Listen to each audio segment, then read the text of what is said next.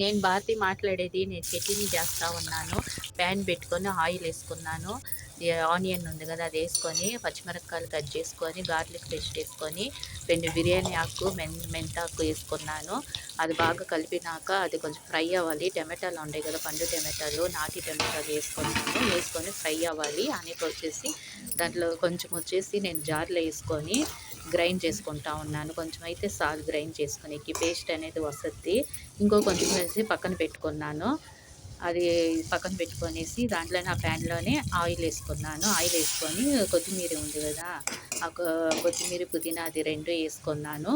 ఏసుకొనేసి paste చేసుకున్నాం గదా! అది పేస్ట్ వచ్చేసి ప్యాన్‌లో ఏసుకున్నాను. బాగా అది కొంచెం బాగా ఫ్రై అవ్వాలి.